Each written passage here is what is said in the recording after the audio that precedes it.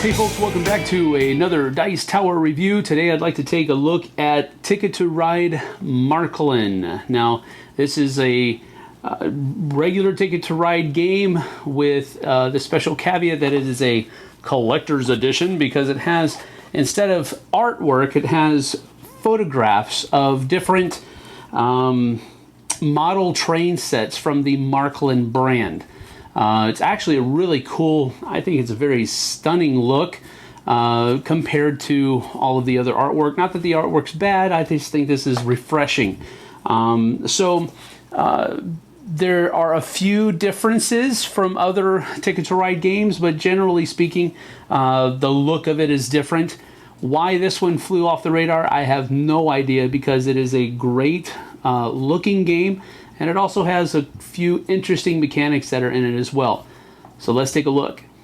As you're delving into the box of Ticket to Ride Marklin, you'll find, of course, what you would normally expect to find. Your token rule book. But on top of that, you also get this little catalog about the actual hobby of Ticket to Ride Marklin, and then of the actual Marklin brand of hobby trains. It comes with a CD program that you can take a look at, a CD-ROM. So again, it's really a cool presentation of the hobby that inspired this version of the game. The rule book is is on par with what you would find in other Ticket to Ride games. Detailed setup of the game, all of the components, all of the different rules. So again, this is on par with the rest of the Ticket to Ride games. Then you have the Ticket to Ride Marklin map, and we'll look at this in better detail later on. But as you can see, it's very similar to many of the other Ticket to Ride maps. You have the scoring track on the outside, the different colored train tracks, and that type of stuff. So again, not a lot of difference there between this and another version of Ticket to Ride. And then of course you have the most tickets completed token that can be rewarded to the person who completes the most tickets throughout the game. You will also have passenger tokens. These passenger tokens are what are going to go on the board, and as the passenger goes through a town, they will pick up one of these tokens. These tokens represent points at the end of the game. You also get 2 sets of destination cards, 2 decks rather. You have what are short. They are worth 5 to 11 points, so you have short tickets. Then you also have long tickets, which are worth 12 to 22 points. So you have 2 destination ticket decks. Then you also have your regular Marklin train cards. Now, one of the things that I'd like to say about this, and I haven't done every single one of the cards, but I've done probably about half of this deck, and I have yet to see a duplicate train. And that's pretty cool. All of the trains are not specific, but they are individual. They are, there is not a duplicate that I have found yet, even on the locomotive cards. Either the 4+ or these regular locomotives. All of the trains on these cards are individualistic. There are no duplicates. And that's just a really cool thing. First of all, it shows the broad grandeur of the hobby that this is based on, but it also has just a cool aesthetic appeal as well. Because during the game, of course, you're not really worried about, oh, wow, cool, that's train, I haven't seen that yet. You're worried more about the color. But it is cool, a cool thing to set back and take a look at these cards, realizing that you're not going to see the same train car on any of the cards. So that's just a cool little point that I found out about the game. And then, of course, you have the different colors: white, yellow, black, red, and then purple. And for some reason, I don't know, I thought they could have put in, I don't know, I think orange would have been a better fit for this set instead of purple. It's just an aesthetic thing, I guess, just a personal little gripe. Not a really big deal, but orange I think would have fit the color palette a little bit better. But anyway, that's probably just me. Let's take a look at how the game plays. Okay, here I have a board set up for Ticket to Ride Marklin.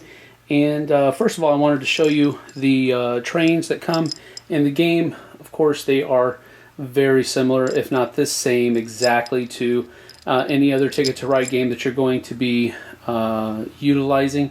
But in addition to the trains, you're going to be also getting a player score marker that looks kind of like a little hat or something to that effect. And then you're also going to be getting 3 passengers that you will be able to utilize throughout the course of the game, and I'll show you how in just a few moments. Ticket to Ride is a game of set collection where you're trying to collect these cards in different sets. For example, you would need to have 4 blue cards or 4 white cards to complete the route between Kassel and Frankfurt. You would need 4 green cards to connect the route between Dortmund and Kassel. Here, the gray spots means that you can use any color that you want, but you do still have to have 4 of the same color. So between Cologne and Frankfurt, you could use 4 reds, 4 yellows, 4 blues. It doesn't matter, they just have to be all of the same color. Most of your time during the game is spent trying to collect these cards that will in turn be used to put your track onto the board, to utilize your different trains. At the beginning of the game, 5 cards are placed face up, and then 4 cards are dealt out to each player. And then you have the option. Normally, in regular Ticket to Ride, you simply take 3 destination tickets and you have to keep 2 of them. Here, you have the choice of choosing between the long and short decks. Either you can take 1 short and 3 long, or 2 short and 2 long, any combination, but it's your choice. So you have to take those and keep them, but at the beginning of the game, like I said earlier, you must keep at least 2 of those. Alright, so let's look at the destination tickets here for a moment. Okay, here they look very similar to what other Ticket to Ride cards, destination tickets, would look like. They give you the 2 cities that are supposed to be connected, and they also give you a pictorial reference as to where those 2 cities are on the map proper. And then up here, it's how many points it's worth if you complete this ticket. It's also how many points would be negative at the end of the game if you do not finish that ticket. Ticket to Ride Marklin has a new feature. Well, not necessarily a new feature. I know other expansions use the same thing, but you can connect a city to a country. So for example, it goes from Frankfurt to Austria, and that's denoted by the little flag symbol down here in the corner, and then the city, and so forth and so on. And then how many points, positive or negative, it will be worth at the end of the game. The longer tickets, again, still pretty much the same thing. Of course, the point total is much higher, but they can go from any city to a country as well. All right, so those are the destination tickets. Again, you have to start with 4, and you have to keep at least 2 of those 4 tickets from the beginning of the game. Now, before we get into actual gameplay and all of that good stuff, I wanted to show you my one nitpicky thing that I really wish they would have done better on Ticket to Ride Marklin.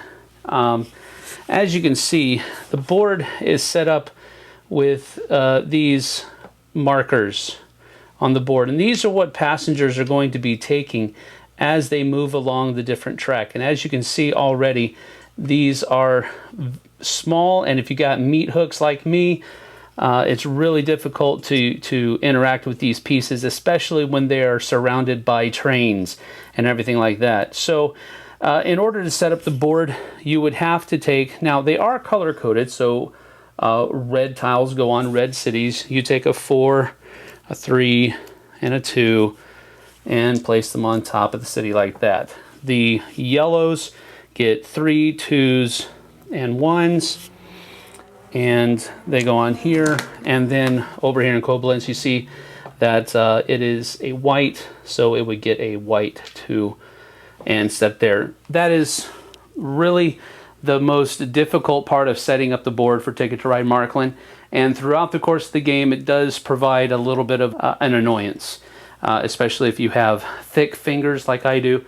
It's very difficult to maneuver in between all of the trains and pick up those tiles as your passenger moves along. But we'll talk about that more in just a few moments. Throughout the course of the game, you're going to be taking these different cards that are to be used in placing track. You'll notice here that for those of you that have played Ticket to Ride before, this is something that's a little bit different. It says +4 or a 4+, wild card. Now a wild card can normally be used on any track on the board, but this one, since it says 4+, can only be used on tracks that are 4 or longer. A regular locomotive looks similar to this. The background is a rainbowy color. The corners have the locomotive engine on it, showing that it is a wild and not some other kind of maybe black or something to that effect. So that's a regular looking wild. So during the course of the game, you can basically do one of generally 3 things. In this game there's 4 things, but I'll talk about that 4th thing in just a minute. The first thing you can do on your turn is draw more cards. Drawing cards denotes that you take 2 cards. Now you can take 2 that are face up, or you can take 1 that is face up and then draw 1 off the top of the deck, like so. Or you could take 2 off the top of the deck. A caveat being that if there is a regular wild face up and that's the card that you choose, that's the only card that you can take. But with a 4+ wild, if you choose to take that face up, you can also take a second card if you wish, because these are restrictive. You have to use them only on a 4 or more length of track. So they allow you to take this and another if you so choose. The second thing that you can do on your turn is play cards from your hand and put your trains on the board. Okay, so here I'm starting off with a orange, a black, and a blue. So I could take any of those and place them wherever I would like. So for example, I could use the blue here to go between Karlsruhe and Mannheim. I could go right there very simply, but I could also use that blue or the black or the orange to go between Mainz and Mannheim, or between Cologne and Koblenz, or between Dusseldorf and Cologne. It doesn't really matter if the space is gray. All right, so to begin, I can place that in the discard pile, take one of my trains and place it wherever I'd like. Okay, now you can see here that there are triple spots here, double spots here. That means that 2 different players can go here, 3 different players can go here. If you take one side of the track, you cannot then in turn take the other side. Once you have your track here, you are no longer able to build that route again, basically because you don't need to. Now I know you're probably thinking, but yeah, what if I want to stop somebody else from going there? Well, quite simply, you have to hope somebody else does that, because you cannot place between these other tracks once you already have a train there. The third thing that you could do is draw more destination tickets. And just like at the beginning of the game, you do have a choice. You would have to choose which stack you want to pull from, or a combination of the two stacks. When you draw destination tickets as part of your turn, as your action, you would have to draw 3, and you have to keep one of them. But you could draw all 3 from the short, 1 from the long, and 2 from the short, whatever combination that you'd like. But that's how you draw destination tickets throughout the course of the game. Now, the fourth thing that you're able to do on your turn is move a passenger. But you can only move a passenger that is already on the board. So how do you get one of your passengers onto the board? Well, you can place a passenger in a city that is connected to a length of track that you have just laid. So for example, you see here that I already have track laid all the way up to Bremen, but I'm needing to place this white so that I can place here as well. Now that I have placed between 2 cities, I can take one of my passengers and place them in either Bremerhaven or Bremen. So in this case, I'm going to place it in Bremerhaven. And now, on my next turn, I'm going to be able to move that passenger. After everybody else has gone in the game and it comes back to my turn, as my turn, in other words, I cannot draw cards and move a passenger, I cannot lay more track and move a passenger, I can only move a passenger on my turn. I can take and trace where I'm going to go. In every city that he passes through, he takes the top, including the last. Now, he does not take the one where he starts, but every one where he goes through and where he ends, he takes these and puts them aside. Now, the rule book says that you go ahead and score those points immediately. So that movement of a passenger would score me 8, 11, 17 points. And the rule book says that you're supposed to score those immediately. I usually don't do that in my games. As a matter of fact, I don't score anything during the game. I think it just bogs the game down a bit. And then it's more prone, I think, to be making mistakes. So I usually just wait and score everything at the end of the game after all of the chips are down, so to speak. So anyway, these would be put aside so that I can use them to calculate later on. The passenger that moved is removed from the game. So since you only start with 3, that means you have 3 at most chances to move passengers throughout the course of the game. There are no negative points or anything like that for not using a passenger. It's just a possibility of getting more points throughout the course of the game. Speaking of points, you do get points through the course of the game. Whether you want to tally them immediately or wait until the end is up to you. But every time you lay one track, you get 1 point. Every time you lay a 2-length track, you get 2 points. Every time you lay a 3-length track, you get 4. 4-length is worth 7 points. 5-length tracks are worth 10. 6-length tracks are worth 15. And 7-length tracks are worth 18.